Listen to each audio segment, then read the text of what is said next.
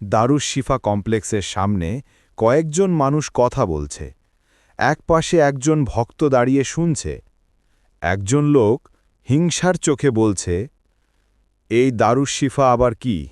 এত লোক ভিড় করছে কেন? সবই অভিনয়। এত নাম, এত লোক, কিছু একটা চালাকি আছে নিশ্চয়ই।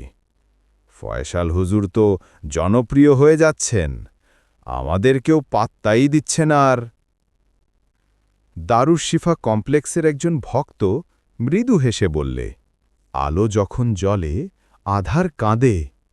সত্যের পথ যত স্পষ্ট হয়, শত্রুর চোখ তত জ্বলে।